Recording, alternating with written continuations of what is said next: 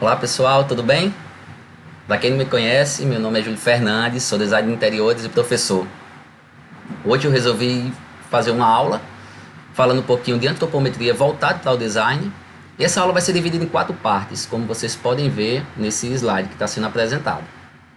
A primeira parte, que é essa, a gente vai falar um pouquinho do que é antropometria. Que é esse nome tão estranho? Para quem não sabe, antropometria vem do grego, e antropos significa homem e metron significa medida. Então, nada mais é que as medidas físicas do corpo humano. E para que servem essas medidas físicas do corpo humano dentro do design? Antes de falar do design, eu vou trazer para uma realidade mais próxima de vocês. Quando a gente vai desenvolver alguma atividade física, por exemplo, vou começar uma musculação. Eu quero perder ou ganhar peso. Antes de iniciar, provavelmente vocês fizeram uma avaliação. Nessa avaliação, vocês fizeram um levantamento antropométrico. Por quê? Se você quiser ganhar medida, você vai ter como uma base o seu levantamento inicial. Ou se você quiser perder medida também. Então, como é que você vai saber dessa evolução? Através de um levantamento antropométrico. Então, os profissionais de educação física fazem um levantamento, utilizando treina, fita métrica, adipômetro, balança, tudo isso para saber, para fazer um levantamento das suas medidas físicas. E dentro do design, para que serve? Tem, por exemplo, essa escada. Uma escada extremamente simples. Mas veja só, se a pega dessa escada, a pega onde a gente segura para subir, ela não fosse baseada na pega da mão do homem, com certeza ia dificultar muito mais, ia trazer muita insegurança. Assim como o tamanho da passada do ser humano é importante. Para quê? Para saber qual é a distância de um degrau para o outro. A gente chama isso de uma antropometria dinâmica, que está em movimento. Nesse caso da passada, vou falar um pouquinho em uma das aulas à frente. E vou trazer mais exemplos dentro do design. O que a gente faz? Por exemplo, numa garrafa de Coca-Cola. O que a gente pensa? Imagina se uma latinha de Coca-Cola ela fosse tão larga o suficiente que a gente tivesse que pegar com as duas mãos. Ia ser muito ruim, não é?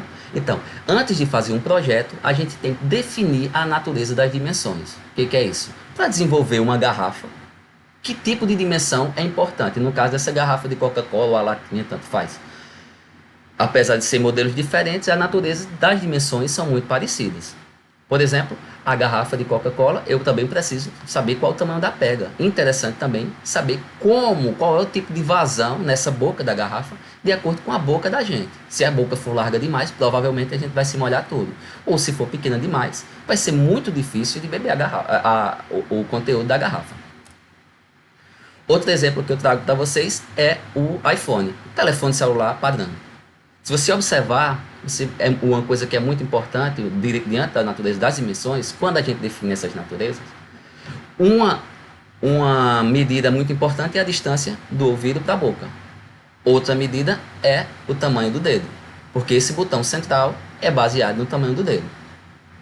E a pega dele também, a largura. Se o celular é largo demais, a gente tem muito mais dificuldade de manuseá-lo com uma única mão. Você pegar aqueles telefones maiores, as pessoas tendem a ter uma dificuldade muito maior de segurar. Tem que estar segurando com duas mãos. E se eu pego um telefone mais antigo, desses que discam, como está aí na imagem, a natureza das dimensões é muito parecida com a natureza do iPhone. Por exemplo, a distância do ouvido para a boca também foi considerada para desenvolver esse telefone. E assim como as teclas de discar. Foi também pensado no dedo do ser humano. Apesar de serem aparelhos bem diferentes, a natureza das dimensões são muito parecidas e os projetos são completamente diferentes, distintos. Um óculos, outro exemplo. A gente tem que saber o que é a distância, a largura do rosto, a distância do olho, do ouvido, a largura do nariz. Tudo isso para quê? Se a gente sabe essas dimensões, fica muito mais fácil de desenvolver um projeto adequado para o ser humano. Então, quando a gente fala em ergonomia, a gente está pensando em sempre adaptar o produto, o trabalho ao homem e nunca ao contrário. Um tênis da mesma forma. O tênis, ele precisa saber qual a largura e qual o comprimento de um pé. Vocês provavelmente têm marcas de tênis que têm mais dificuldade de calçar. Se você tem um pé mais largo, algumas marcas vão apertar. Se tem um pé mais estreito, algumas marcas vão deixar seu pé muito frouxo. Por isso que também existe um cadastro, para que a gente consiga ir se adaptando a essas modificações. Dentro do design, continuando, a gente também tem que pensar na natureza das dimensões para públicos diferentes. Se eu sei a mesma natureza das medidas para desenvolver uma escova de dente como por exemplo a pega, o comprimento do cabo, o tamanho das cerdas baseado no tamanho dos dentes. Se isso for para um adulto, apesar da natureza das dimensões ser a mesma para uma criança, se quando a gente vai desenvolver o projeto, a gente tem que fazer o levantamento físico baseado em cada público. Uma coisa é você fazer uma escova de dentes para uma criança. Outra coisa é você fazer uma escova de dentes para o adulto. Dentro do design de interiores, não muda. Se você observar uma cadeira simples como essa que está na imagem, o que é interessante saber? A largura do quadril é providencial para você definir a largura de uma cadeira. E a altura poplítea, que o que é isso? É a distância do pé, da base, no caso do chão, até a base da sua bacia, que é essa altura padrão. Normalmente varia de 44, 45 centímetros, essas cadeiras que você não tem um ajuste. Isso são medidas essenciais para que você possa fazer o projeto de uma cadeira. Se a cadeira for mais complexa, se ela precisar de, por exemplo, um apoio para os braços, já outras medidas vão ser necessárias para você desenvolver esse tipo de projeto. Uma porta da mesma forma. Qual é a largura adequada de uma porta? Isso aí depende do público. Se você vai fazer um projeto que obrigatoriamente ele tem que ser acessível, então a largura da porta, de acordo com a NBR 9050, tem que ser pelo menos 80 centímetros para passar uma cadeira de rodas.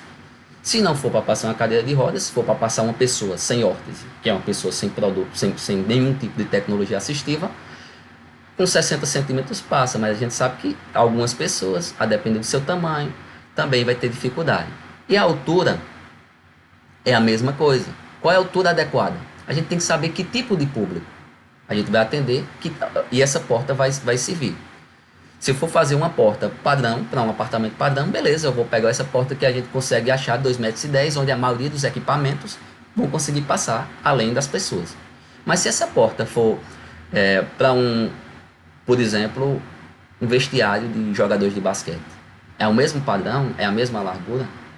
Não sei. A gente tem que conhecer o público antes de desenvolver o projeto.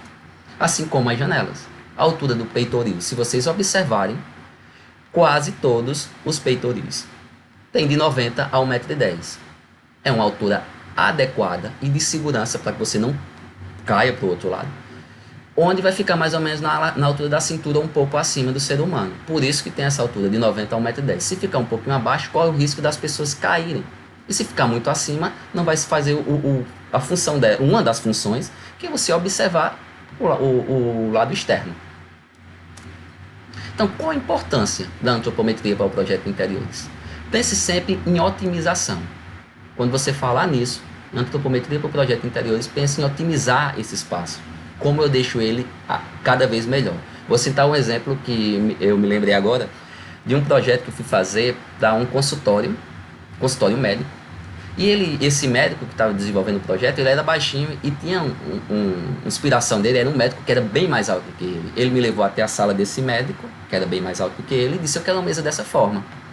Só que a mesa era muito mais alta do que ele queria. Muito mais alta em relação ao tamanho dele. Aí eu falei: vai lá, senta aí ao lado na cadeira dele e regula para você. Então, a partir do momento que ele começou a regular a cadeira, ele tinha uma regulagem de altura, os pés dele ficaram balançando. Eu lhe perguntei para ele: será mesmo que esse tipo de mesa vai ser adequado para você? Então, desenvolvi uma mesa bem ampla para ele, como ele queria, porém, muito mais baixa do que a mesa que ele estava tomando como base. Como ele é mais baixo que outra pessoa, a mesa também deveria ser.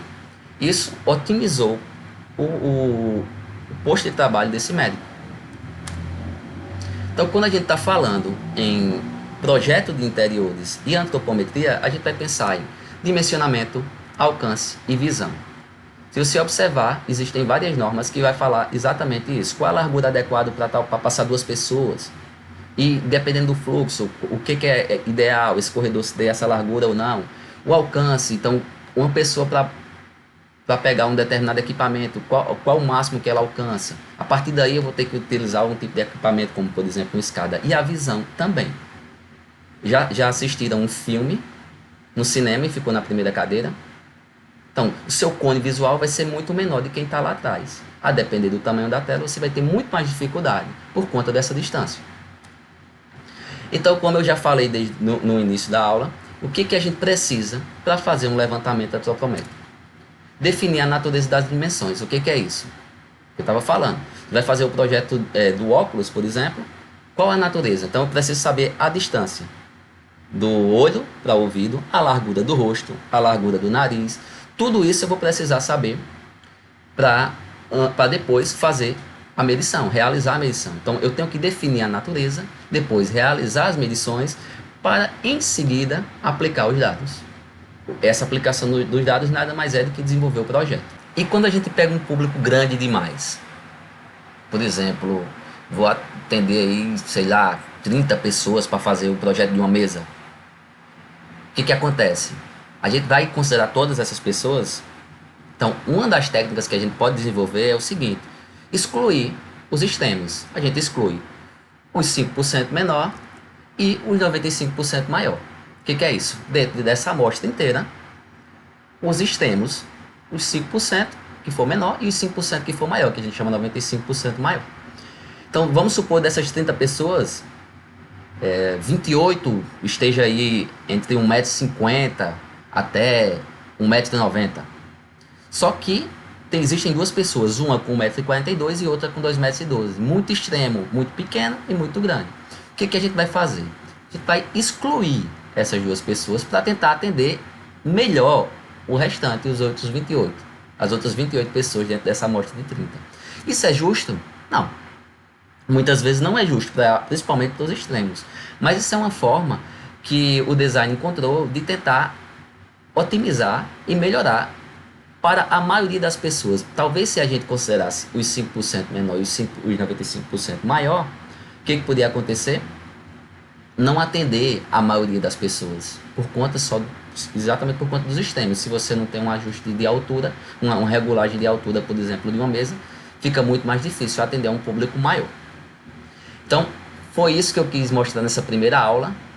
Ainda tem mais outras 3, espero que você assista. Se gostou, dá um like aqui e vamos começar aí com tudo. Valeu!